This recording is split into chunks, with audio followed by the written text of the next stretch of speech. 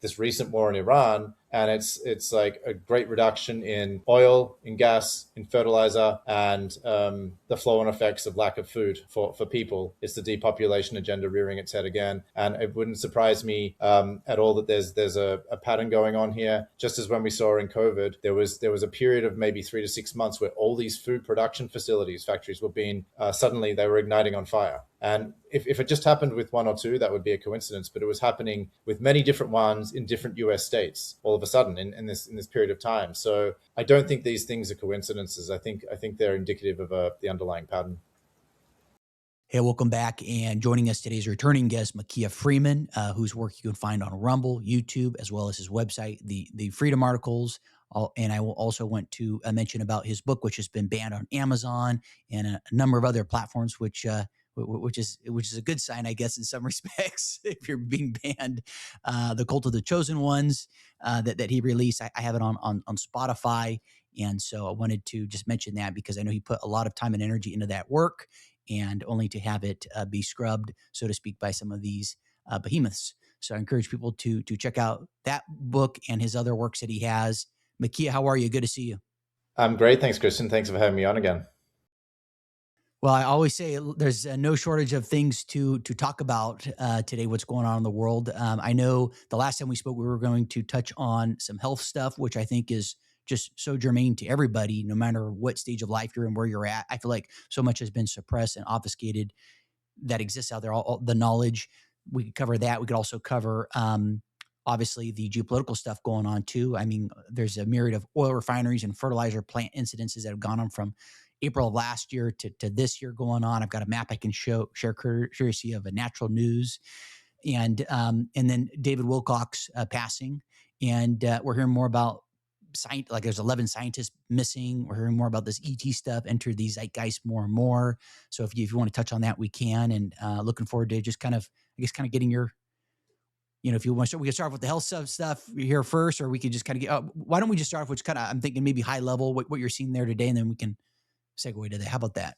Yeah, we can start with the David Wilcock incident. So right now, this is very fresh news. The official version is that it's suicide, which I don't think really anyone believes, especially since Wilcock himself, just in the last days before he died, he said he was saying things in his broadcasts like, "Oh, it's a great time to be alive," and I mean, he'd been working on this stuff for 20 years, so it doesn't make any sense he would kill himself. But it is part of a pattern recently of nuclear scientists going missing, being killed, disappeared. Who knows what's happening to them in the US? And so, I know from my research over the decades into these kind of high level conspiracies that there is a big connection between energy systems and energy generation and high level stuff, whether it's nuclear, whether it's free energy devices, and the alien question, because they're interconnected, right? Because once you understand that we've already been visited by aliens, there have been lots of treaties and deals and interaction that's been going on for a long time. You want then, people that are investigating this naturally ask the question, well, where did these aliens come from? How did they get here? What kind of technology do they have? One thing leads to the other, and you can't really understand the alien extraterrestrial question without also investigating energy systems and free energy and things like that. And so this is what they want to keep the lid on. They don't want people having access to cheap or free energy, because it would change the whole paradigm. We're living in this scarcity paradigm where everything costs money, where inflation's happening all the time and it's squeezing us, and the cost of living is getting higher and higher. Our standard of living is dropping. And this is how they control people.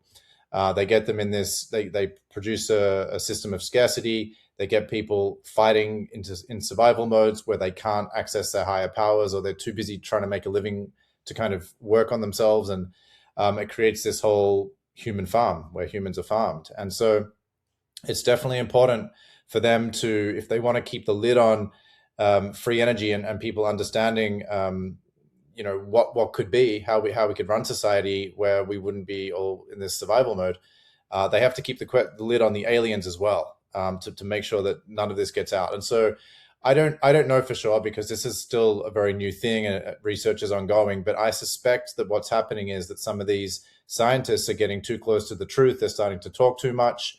And so the people that really run the world are trying to keep the lid on it. They're trying to keep control of the narrative. So if they have to kill scientists, they'll do so. They want to make sure that high level science and the alien thing is not going to be disclosed without them steering the direction of the disclosure and using it for their own benefit. Could you, for those who are not as perhaps intimately familiar with this whole ET phenomenon, could you provide your rendering as it relates to the nature of this topic and as it ties in with humanity? Just kind of just high level overview. Sure. If I just had to kind of put it in a nutshell, basically, there have been extraterrestrials that have been here on Earth for a very long time, and for people that don't know anything about this, if you're religious, you can look in the Bible and you can see things in the Christian religion that refer to it. You know, we've got things like wheels in the sky, which is a term from, I believe, Ezekiel in the Bible. And then we have other religions referencing these things. We have paintings from the Middle Ages that are hanging up in the Vatican where people are standing outside and they're like pointing up to the sky. Oh, look, and there's there's UFOs, classical looking UFOs. So there's been all this stuff throughout the ages, that signs that there's been visitations. But I guess where it came into kind of modern consciousness, especially in the West, in America, was with 1947, the Roswell crash, because that was a huge incident. Roswell's just a tiny little town in New Mexico. But after that, the U.S. military went into full cover-up gear and tried to say it was a weather balloon and grabbed the alien bodies and the craft and took it off to the nearest Air Force base. And things started happening a lot there. I mean, you know, it's hard to pick up the trail because I could even go back 4 years to 1942, the Battle of Los Angeles. That was in the middle of World War II, and there were UFOs all over Los Angeles, a big city. And you know, lots of people saw that. That's a recorded incident you can go and research. So I think that there's been lots of clues throughout history, but where it kind of reached a point was of real importance was 1947. We had this Roswell incident, and then so Truman, at the time, the U.S. president, said, "Okay, we're gonna make sure we work out how to control this and keep the lid on it." So he set up a committee that was designated to be in charge of it, and it was called Majestic-12, or MJ-12 for short. And it was composed of heads of the military, because at that point we had like the Air Force, we had the Navy, so it had various heads. The CIA was just getting created around that time. The head of the CIA became the chair of the whole committee of 12 people, and it also had technological and scientific experts on it. And so it kind of kept the alien affair under wraps. It was like the expert committee that was advising the president. But Eisenhower was the next president, and he, to his regret, somewhat foolishly, let the whole extraterrestrial issue get out of presidential control, get out of public hands into private hands. He let himself get talked out of it. And there was a Rockefeller on the advisory committee who was basically pushing him in a direction to give control of this ET matter over to private hands. So these big private aerospace contractors like Boeing, Northrop Grumman, Lockheed Martin, all of these companies, they ended up getting the alien technology, and they were allowed to keep it and basically work on it, back engineer it, reverse engineer it, so they could produce what they'd found in this craft, and then hopefully, you know, the US could get an edge and become the leader in all of this. So Eisenhower, pretty soon after he kind of gave the power over to these companies, realized that then, as a president, he wasn't in control anymore. And when he started asking for updates of what was happening, he was rebuffed. He was told that basically he didn't have clearance. And that absolutely infuriated him. So remember, Eisenhower was a 5-star general. He was a famous war hero who had led the US forces to victory in Europe during World War II. So a whistleblower told us this story, that basically Eisenhower, maybe around 1955, 56, somewhere in this time, maybe 57, he threatened MJ-12. And he said, look, if you guys don't give me an update about what's happening, I'm going to get the First Army out of Colorado. I'm going to march down to Area 51 in Nevada, and I'm going to take the base by storm. And so, you know, MJ-12 took that threat seriously. And so they said, okay, send over your agent.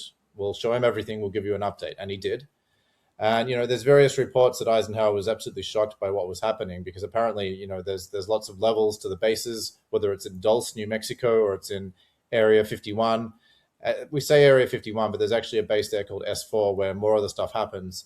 And there's lower levels of these bases where apparently the really, you know, top secret, high clearance stuff is kept, like the alien bodies and the technology. So Eisenhower did find out about what was happening through his agent, but by then he still realized he'd have to basically beg MJ-12 for access, and he'd have to threaten them. And so by the time he left office in 1960, we can kind of speculate that he said to the incoming president, John F. Kennedy, hey, you've got a real problem here as president. we're not in control anymore. Your job as president is going to be to get back control of this whole issue, because it's going to be in private hands. There's going to be no oversight or accountability, and it's going to get out of control. And so that's what my research shows is what Kennedy was doing. There were a lot of things he was doing, but he was basically taking on the CIA and MJ-12 and trying to get it back under presidential control. And there's a paper trail. There's a series of memos he was sending to basically bring that back under presidential purview. And he had famous fights with the then head of the CIA, Allen Dulles, which led to Allen Dulles being sacked. Kennedy sacked him in November 1961.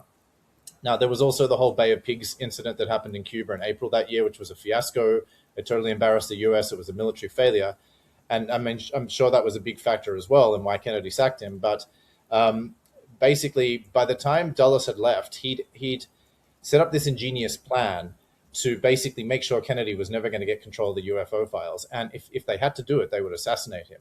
And we actually have draft memorandums and a burned memorandum that was snatched from the fire at one point when these files became public that shows Dulles basically consulting with MJ-12, figuring out what to do, and then putting into effect this assassination order.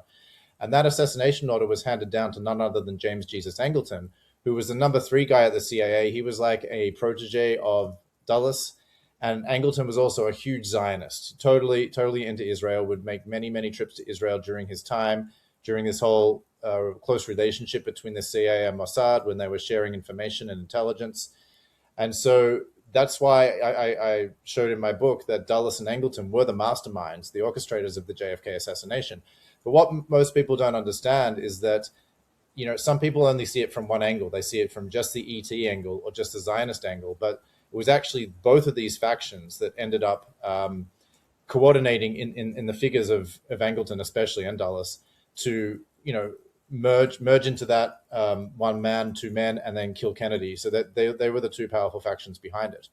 Now, after Kennedy was killed, MJ-12 just kept doing what it wanted to. The CIA, same thing. There was no oversight. And now we're at a point where we're over 60 years later, and who knows what kind of technology they have and what they've done since then. I mean, there have been many famous UFO sightings since then. There was the Betty and Barney Hill incident in the 1960s. There have been many whistleblowers, including some that Kerry Cassidy and Project Camelot interviewed, like Dan Burrish, who said that he was part of MJ-12 at the time because, MJ-12 members kept dying and being replaced. So we can follow the trail to some degree. It's always going to be a little tricky to know exactly what's happening because there's so much deception and lies. There's people that feel like they can't talk or they're going to get killed. But we can have a bit of an idea of what happened and what is happening. So that's like the story in a nutshell. Yeah, it's interesting to hear the different perspectives, and then to see it again enter more and more of the zeitgeist. People who would otherwise never talk about the topic. And again, I haven't really addressed this topic at all on this platform, but because it's becoming more and more, mainstream, and it's tying it in more with what we're seeing in the news going on. So I figured I'd broach it. But it sounds like there's a visitation from a number of different beings, and yeah, we're just kind of I guess going to be getting this drip, and there's going to be some disclosure or some Project Blue Beam or something where there's some fake alien invasion, something of that nature. And then I guess Wilcock had been obviously been in the space for some time talking about it, and then these other scientists presumably, and then also noteworthy to me was that younger one. I think she was about 34 years of age. She was in Huntsville, Alabama, which I know is where a big hub there, and she was talking about free energy and direct energy weapons and I don't know, things of that nature. So it's a fascinating topic. Yeah, I mean, we could talk for hours now just on this topic. I mean, I think there's a lot of information is going to come out in the next few days and weeks with people digging in, hopefully, and trying to figure out who killed Wilcock and why they did it and what he was on the verge of revealing. I mean, to kill someone that's already high profile is very risky from the New World Order controller perspective, because now it's going to create all this attention. It's going to make him into a martyr, and people that may not have paid attention otherwise are now going to be like, wait a minute, why did they kill him? So assassination's always this double-edged sword.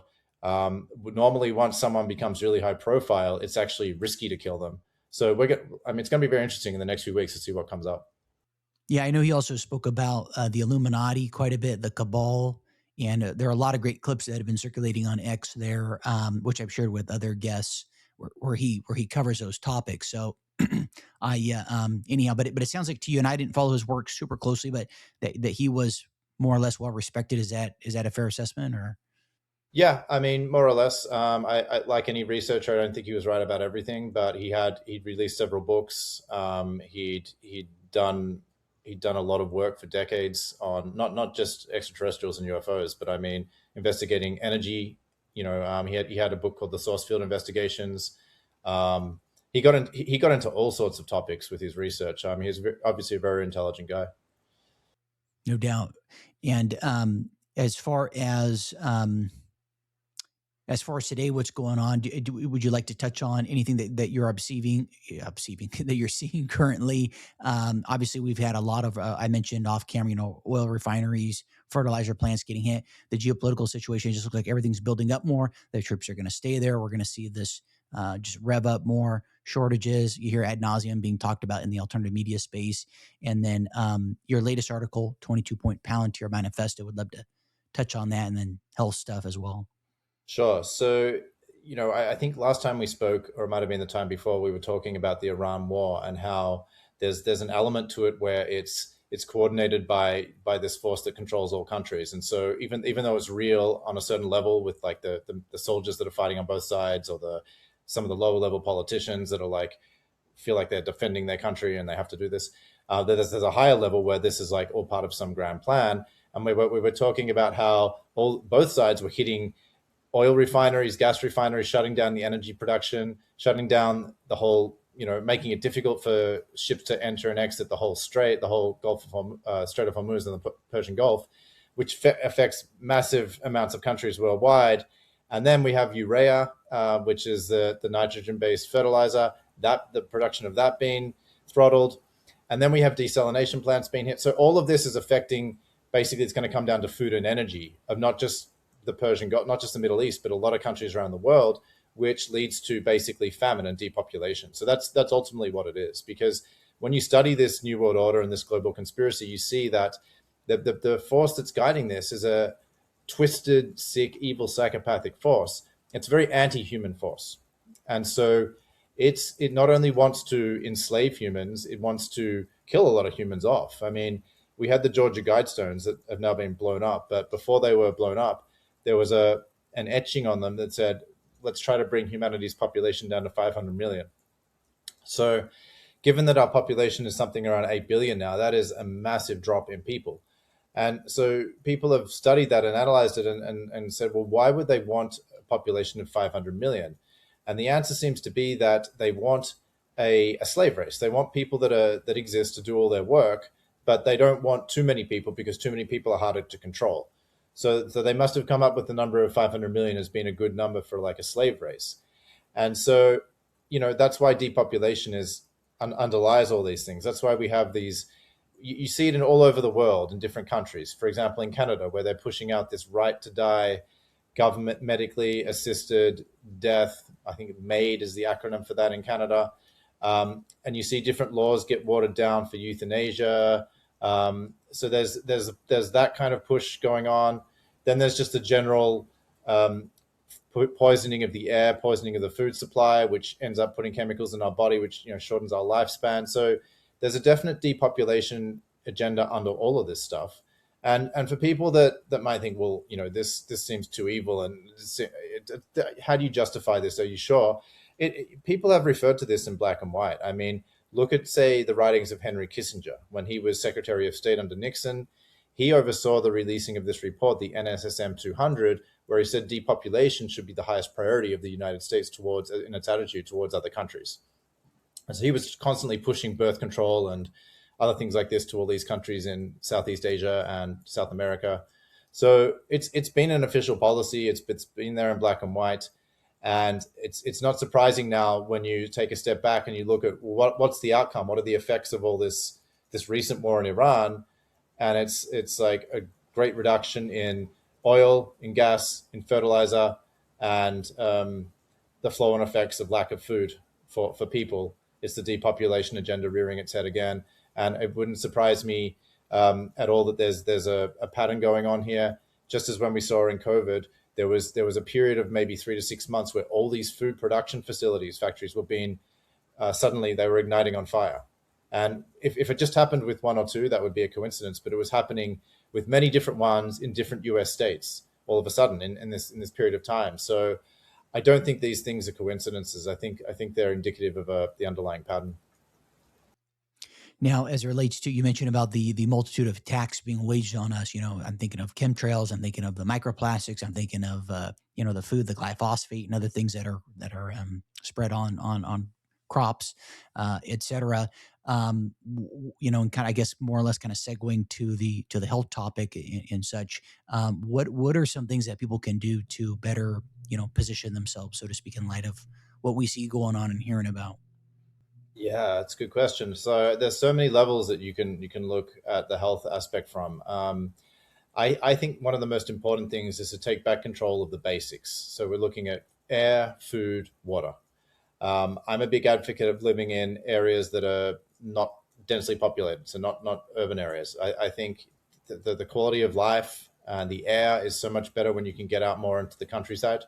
Now, not everyone's that's not going to work for everyone, but if you're kind of on the fence or you're thinking about where you should live, that's something to definitely consider because um, even if you set up a life where you have like good quality water and food, if you're in the middle of a city, you're going to be breathing in the air pollution. There's no real way to escape that. I mean, maybe you can like buy an air filter for your apartment or you can do certain things, but of course you're going to be walking outside, you're going to be getting to and from work or whatever you're doing, you're going to be breathing it in, and that's a little bit beyond your control. And that's not also into taking into account the whole 5G thing, where these days, everyone has Wi-Fi, multiple routers of it sometimes, and you walk down the street, there's routers on the street that are beaming it out. If you're in a built-up, dense urban area, you're not going to be able to do much about the infrastructure. So you're kind of fighting a losing battle, I think, in terms of like being. If you want to be a health purist, I just don't see you're going to be able to get the optimal effect by living in a dense urban area. Now you can mitigate it. You can still do things with your food and water, but it's going to be difficult with the air pollution and the 5G. But anyway, I mean, Let's start with talking about water. So a lot of people still drink just tap water, and depending upon where you are, which municipality you're in, that could contain fluoride. Or if it doesn't contain fluoride, then it's going to have chlorine in it, and it's going to have a lot of residues because it's basically been, you know, the municipality is in charge of it. They're taking it, and it's going to have residues of pharmaceuticals and other things of all the people around you. So what people don't realize is that there's been some famous people like Masaru Emoto, a Japanese man, who've done tests on water, and they've found that when you take the water and you say certain things or even feel, you project an emotion into the water, it actually takes that on. Water is very pliable and malleable, not just in terms of like fitting a container, but to our thoughts and to our emotions. And that might seem woo woo to you, but they've done experiments where they've put water into a container and they've written a swear word on it, or they've put water into a container and they've written "I love you" on it, and they've looked at it under a microscope, and the water is completely different. It changes shape, and of course, as you'd expect, the one where it has a swear word on it, the water's all disorganized and chaotic, and it looks like broken glass, shards of like millions of shards of broken glass under a microscope. It doesn't look very appealing. Whereas the one where you're projecting thoughts of love or appreciation, a high vibration, the water is making perfect crystals, almost like a snowflake, like a hexagon shape, and it's beautifully arranged. And so this is just what we can see. The water does respond to us, and when we take that in, it's going to be affecting us because we are something like 70% water. So if we're taking in disorganized, chaotic water, that is going to affect us. No matter what you think, it's having some effect on a cellular level to us. So it is important to get clean, pure water, and then also, if you have the time, take a moment to send it could just be like a few seconds. Send a good thought out to the water. Thank it. Tell it you love it. Tell it something that's going to be uplifting, and then you're going to receive that benefit. The water is going to carry the memory of what you put into it. Some people are a big fan of spring water, and I can see that. I mean, it's basically come down from a mountain, or it's flowed in a river, and it's picked up different things from nature. So that, I mean, that's a very good form of water to take. You can also get distilled water. That's what I like to drink. where you can get a countertop distiller. They're not that expensive, and it'll basically steam it all up and then condense it again, and then it's removed anything that was in it. And now there are some people that are in the health field that say, well, drinking pure distilled water is not good because it's got nothing in it, and water should come with some minerals. I understand that argument, but my response to that is actually distilled water is like rainwater. It's just pure water. I think it's actually the best form of water to drink. And I don't think you need to worry about it leaching minerals out of the body, because humans have been drinking rainwater for as long as we've been around. And if drinking rainwater or distilled water really leached minerals out of our body and was bad for our health, I think this would have shown up in, humanity's progress throughout the centuries or millennia. Most of our The fact is that our mineral content comes from our food, not our water. So you don't need to worry about getting certain amounts of minerals in your water. You get it through food, and that's the way it should be. So I think drinking distilled water is great. Drinking spring water is great. If you can even just take a moment to put it in a container with a positive emotion on it, and let it take on the feeling of that emotion before you drink it, even better. But definitely, at the very least, you need to be filtering it. Especially if you're in a city, or doing something to it. Just drinking it straight out of the tap is a really bad idea. And you might think, well, how can it have that much of an effect? But remember, we're drinking water every day. So what you do with health, day after day, week after week, month after month, year after year, this is what has a real effect on health. Health is not something where you can just click your fingers overnight and hope that in a week or a month you can just change things around. It's the little things we do every day that become habits that add up to a whole thing over time. And that especially goes also with the microbiome, because in the last 10 years or so, there's been this massive understanding in terms of just human knowledge of like what the microbiome is. So the word biome is more describing like a climate or an environment or a habitat. Microbiome refers to our gut and the bacterial cells that live in our gut. And some people might be surprised to know that you are actually more bacteria than human. So every single human has more bacterial cells than human cells. And would you believe the bacterial cells actually number the human cells something like 8-1 or 10-1? I mean, it's crazy. We have that many bacteria living inside of us, and most of them are in our gut, but they're all over our body.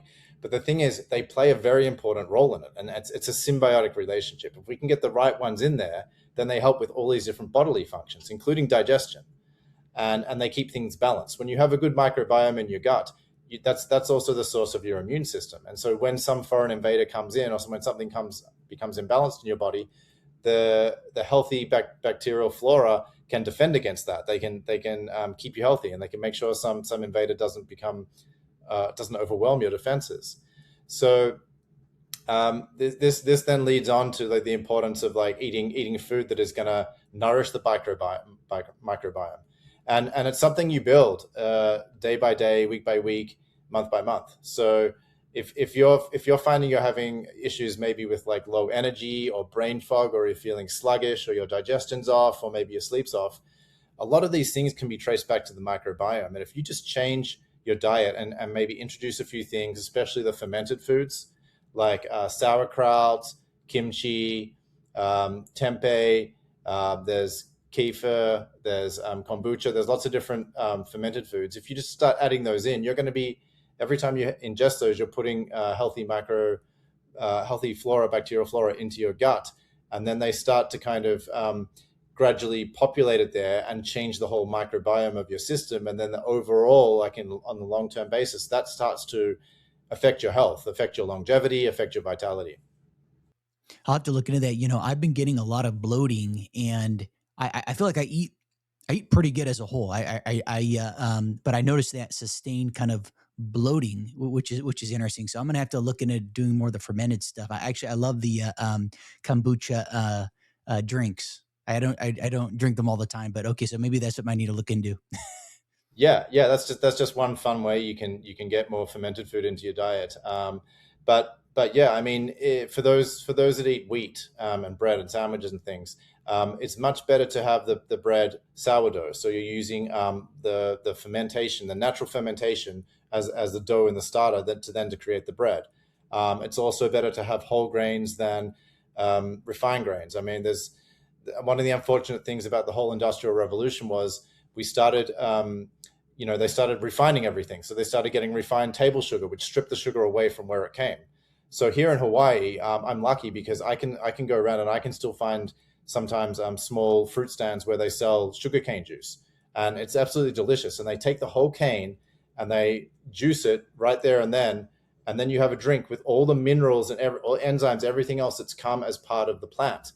And so then you're not just drinking straight sugar. It is very sweet and tasty, but you're getting all the other stuff as well, which helps your body regulate it and doesn't give you this like sugar high and sugar crash. But when you take the refined sugar, it's not good for you. It leads to diabetes, it leads to crashes, it lowers your immune system, all this stuff. So we've got to get back to the idea of eating the whole food and the whole plant. Same with same with the grains. White rice is shelf stable, so it's like in a lot of ways it's people are like, well, it's more convenient, like it cooks faster and I can keep it on my shelf for years and years. Yeah, but what have you given up to get those advantages? You've given up the whole grain, and when you strip the rice of the other parts, you're missing out on like the B and E vitamins. You're missing out on the fat. You're missing out on the protein. You're just left with carbohydrates, and that's it, and nothing else. And so you're creating an unbalanced food. And if you eat unbalanced foods like that, it's going to lead to some kind of imbalance in your body. Same with wheat. The wheat and the rice grain are very similar. You strip it down and you make it white wheat or white rice, and you miss out on all the other stuff that comes with it, and you get an imbalanced food. So if you're going to eat bread or even pasta, get whole grain pasta. It's actually widely available now. Get whole grain bread. The best is whole grain sourdough bread. That stuff is incredible. Have different grains as well. Don't just eat the same thing. Get some rye, get some barley, get other kinds of bread or pasta or rice. Like mix, rotate your different grains, rotate the different foods. For me personally, I find that eating a lot of raw food helps because the food is alive. It hasn't been overly cooked or boiled or pasteurized or whatever. And I think part of diet. There's no one diet that fits everyone. I think it does come down to your personal bodily constitution and what climate you're living in and things like that. You have to find the right diet that's going to match your needs. And also remember that what diet works for you in a certain phase of life may no longer work for you. So you have to be willing to adapt. I mean, an obvious thing is for big bodily changes, like when you're a teenager, if you're a woman, when you're pregnant, if you're an athlete, you're going to have different needs, especially in terms of maybe needing more protein than at other times in your life. So these are obvious things. But even if you just look at your own life and the food that you ate in your 20s and 30s, it might be different than what you need in your 40s, 50s, or 60s. So it's important to be paying attention to your body, listening to your body. I'm a firm believer that when you really tune in and listen to your body and you eat something, your body is going to give you signals, and it's not coming from the mind or thoughts. It's a feeling from your heart, from your stomach, from your gut of like, this feels nourishing. This feels like what I need, or this isn't sitting right with me. And sometimes, it may be weird because your mind might go, well, this is a healthy meal. Like, why is my body giving me this signal? But your body has its own innate intelligence and wisdom, and there might be something about that food that just for whatever reason it's not the right food for you right then. So you have to be listening to your body and really becoming more sensitive to its signals and tuning into it. But yeah, I mean, there are lots of great diets that people can try out and see how it works for you. There's the whole ketogenic one is very popular right now. It's using more molecules, using more calories as fat. The whole like primal paleo one is pop. Some people do really well with that. Some people do well vegetarian. Some people do well raw, and of course you can mix some of these. Like a lot of these diets overlap.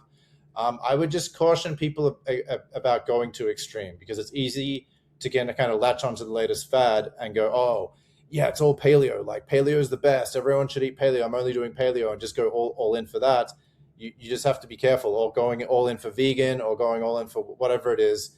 It really comes down to like what's going to work for your body, not being judgmental about what other people eat and what works for their body, and being prepared to adapt it when it's not working, because it may work for a few years and then it may not have the same results. You're making me think of for a moment tangentially, Liver King, that character. I'm sure you saw him. You remember seeing him all over, right? He was eating liver, and he was pushing everybody to do it, and then he got in big hot water. It was just so funny that fad, so to speak, that was being pushed.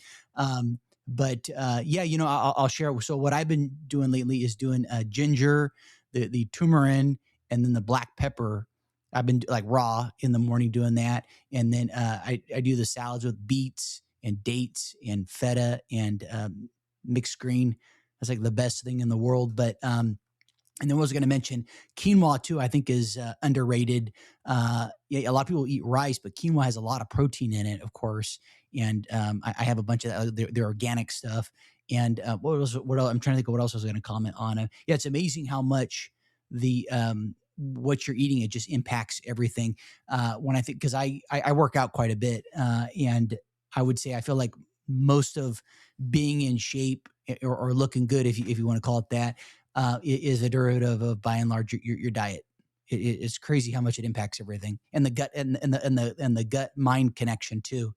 That you alluded to with brain fog and Yeah, yeah, totally. And yeah, quinoa is a great grain to eat because it's higher in protein than rice, and it's going to have, every time you switch things around like this and you have quinoa instead of rice, you're going to be getting different things. So yeah, it's definitely good for that. One thing I want to emphasize above all is try to get your food from the highest quality source. So if you live in a city, at least try to get it organic. If you luckily, if you live in the suburbs or you're able to get to farmers markets, it's great to go down to the farmers market once a week to actually meet the people that are growing your food, and you can ask them questions about it and get it straight from the source. If you grow your own food, that's even better as well. A lot of people sometimes feel challenged to get into, well, how do I start growing my own food? Like, I'm so busy, or I don't have space, or it's easy to come up with reasons why you can't. But I'll tell you something everyone can do, and that is just sprout. You can get a jar. All you need is a jar with a sprout lid, which is like a mesh that lets the water out. You can throw some seeds in there, soak them, tip it upside down, and in like 3 to 5 days, you're going to have sprouts. And then you can just start adding them as a garnish. A lot of people don't know the awesome nutrient potential of microgreens. So these became popular also recently. Actually, I think they became popular in California when chefs started using them as like gourmet things. But microgreens are incredible because they're like when the sprout is first starting to grow and you harvest them quickly within 7 to 14 days, um, when the sprout's still pretty young. And the most popular ones are things like broccoli, but there are others. And it's incredible when you look at the nutrient profile because some of these things have like 6 to 10 times the vitamin C of a mature sprout or the mature plant.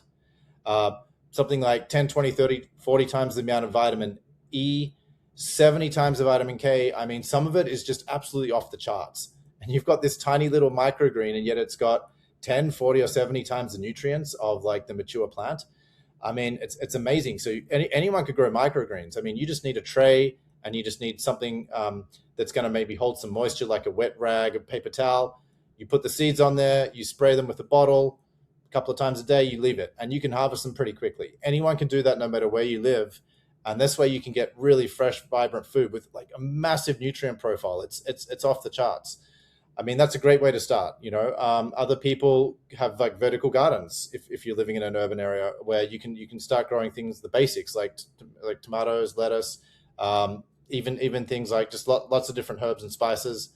Um, so there are ways to get into it, and it's actually fun. It's a good way that people can reconnect with the joy of growing food and not being dependent as much on the system. Even if you can just reduce the amount of groceries you're buying at a store, I mean that's a bonus. And like I said, I mean this stuff could take you maybe like 5 minutes a day or 10 minutes a week. It's really not it's not a big time investment, but the other aspect of all of this is non-GMO, not genetically modified. And of course, over the years, there's been a lot of changes in the whole industry where these big biotech companies bought each other out. So we had Bayer buying Monsanto, and then they started to change the words, which they always do when they try to deceive and trick people. They started calling it bioengineered instead of genetically modified, um, or using these other words to basically describe what they're doing. So whenever possible, avoid GMO food. And luckily in America, we have these organic labels and the non-GMO labels on a lot of food packages, so you can see those clearly. And there are even apps people use now as well when they're shopping to kind of look up a food. Maybe there's a QR code they scan on their phone where you can find out like where it came from or like whether it's organic or GMO or whatever. Um, so in my opinion, it is absolutely worth spending the extra money to try to get your food non-GMO or organic. And I know it's more expensive, and I know we are now all living in times where there's inflation and rising food costs. But for me, like, investing in my health is a really important investment, because if I cut corners and I start eating crappy food and I don't feel as good, okay, maybe I'm saved a little bit of money, but the fact I'm not feeling good is going to affect everything. It's going to affect my relationships. It's going to affect my ability to earn money. It's probably going to shorten my lifespan. Do I really want to have a little bit more money in exchange for that? No, I don't. I would rather have a little bit less money, but be feeling vital and strong, and then use that energy to actually manifest abundance. That's the way I look at it. Yeah, I try and get organic stuff too, especially anything that is produce related, or fruit. I feel like that's, I feel like it just leaches in more in particular. And what was I going to comment? You also had me thinking about just society as a whole. And, I think about this is a little tangential, but I think about, geopolitics, and I think about the military and the MREs that are issued out. And I mean, I've eaten some of these, of course, and I mean, just total crap. It's amazing what we serve people that are supposed to be at the front line, so to speak, just garbage. I mean, I wouldn't be surprised if they eat better in some of these prisons, especially in California. But and even, and I'm sharing this from personal experience, even going on the bases, like, it's just like they're not getting organic food. It's just whatever shit, whatever crap they just throw in there. And so you just, I can't help but think about just society as a whole. Yeah, there's we're under attack. You mentioned, the food stuff. You're mentioning the water. Wanted to go back on the water. You mentioned distilled water. So it sounds like that is an option comparative to just going the reverse osmosis route, which is obviously pricier. There are countertop distillers available which do a gallon of water at a time for maybe like two or three hundred bucks, and that's all you really need. You plug it in, you fill it up with water. It takes about 6 hours. You press the button on when you leave for the day. You come back, and then you have a gallon of pure water. So it's pretty simple. You don't have to. I mean, there's units that do more than that, but you can just do that if you're just living by yourself, or you have a small family or whatever. It's pretty easy, and that's a way you can straight away start taking back control of your water. But you know, another way to look at this is, if you analyze common diseases that people have, a lot of it can be traced back to mineral deficiency. So if you start dropping down in iodine, or you start dropping down in magnesium, you might be able to get away with it for like a few weeks or a few months, but eventually that's going to catch up with you, and then that might manifest as some. It might just be at first an ailment or a disorder, and then it might eventually become a disease. So you can't, like, I'm of the opinion that ultimately, if you try to cut corners with this, it's going to end up catching up with you, because imagine cutting corners with all this, and then your levels of minerals drop from their optimal down to like a dangerous level, and then you get a disease. Well, then suddenly you have to figure out, oh, now I've got this disease, and I've got to start visiting doctors. Maybe I have to go to the hospital. I've got to figure out how to heal myself. It's going to take a lot more time and money at that point for you to get yourself back to health than if you just maintained your health properly. And this is a danger with buying the conventional food. It's that studies have shown that organic produce, organically grown food, has way higher levels of all these vitamins and minerals than the pesticide stuff, right? So you might think it looks the same to me. What's the difference? Why am I paying whatever it is, 10, 20, 30% more for organic food when I can't tell the difference? Well, if you look at it under a microscope, and you do analysis of it, there is a difference in the nutrient profile, the mineral content, and that could really end up affecting your body and your health. So it's really important to think about this. And I'm not saying everyone has to eat 100% organic food, but I'm just saying that there is a clear difference. And whether it's organic or not, try to get the highest, like, nutrient dense, highest quality food at all times to feed your body. It's like, you want to be healthy. You don't want to have to, instead of paying attention to other things in your life, suddenly be consumed with having to heal some disease. It's taking up all your time, and it's stressing you out, and you're seeing doctors. That's gonna like affect everything, and you're not gonna be able to enjoy your relationships as much, or earn as much money or whatever, if you have like a health crisis going on. Well, and I feel like the mental component too. I know we don't necessarily have time to talk about that today, but I think it's just so profound. I I guess I'll just share. I really struggled with being anxious, anxiety, over most of my life.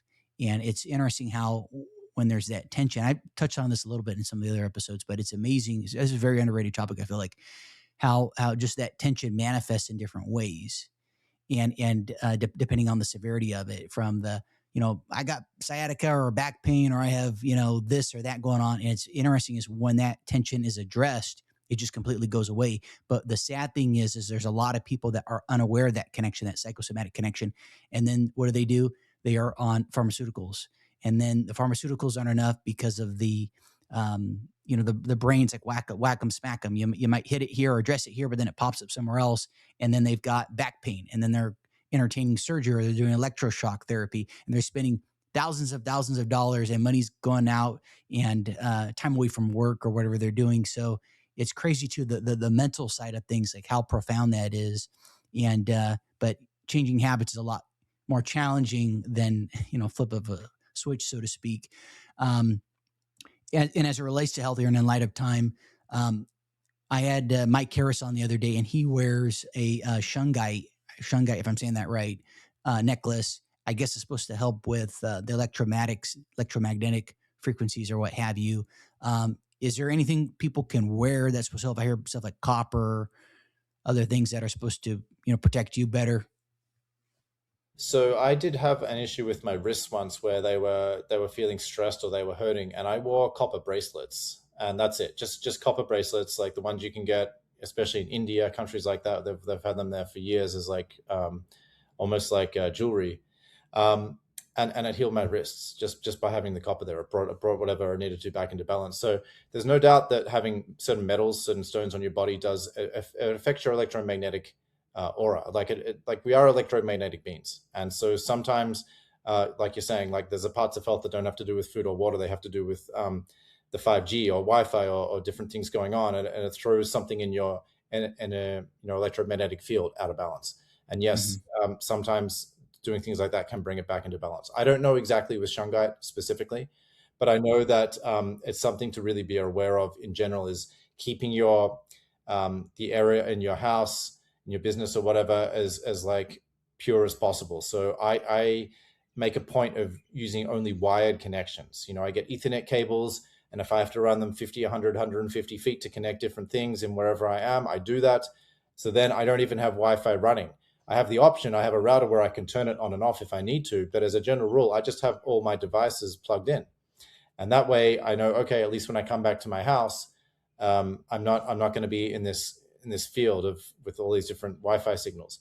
Now you can't always control that, as we were saying earlier in this interview. You can't always control that in a big city or in a business, but you can at least try to control your home area. Another thing that some people do though is they actually get EMF blocking paint, and I think it has higher levels of lead or maybe other things in it. And you can either paint the inside of your walls or the outside of your house with this stuff, and that does actually have some effect. You're still going to have windows where the signal's going to get in, so it's not going to completely block a signal, but it's using the principle of a Faraday cage where you're blocking out unnecessary stuff coming into your house. There are some people also that sleep in devices that are like pyramids, or they're like a cage where they hang it above their bed, and they hang it all around, and when they go in tonight in there at night to sleep, they close it up. You can look into that. There are different companies selling devices like that are EMF shields, but I would caution about getting one that blocks everything out, because I actually think that's going to the other extreme, and that's not healthy. You don't want to sleep in a Faraday cage every night and block yourself off from everything, because that may also have a bad effect. But you can play around with this. You can do your own research and experiment and see what works for you. There are options out there of ways you can try to mitigate the effects of 5G and Wi-Fi. Makia, I appreciate you diving into some of these topics. I think it's a nice mix up from the usual geopolitics, fill in the blank stuff that I always talk about, and health as wealth. Is there anything else that you'd like to share? And also, how can people learn more about you and support your work? Thanks. Yeah, I'll just finish up by saying that I totally agree with you, Christian, talking about people's mental emotional state. And actually, one of my first books that I wrote was on cancer and how there are natural remedies and natural solutions to cancer. And in that, I do a bit of a deep dive, and I talk about, well, what is cancer anyway? Like, how does cancer arise and what causes it?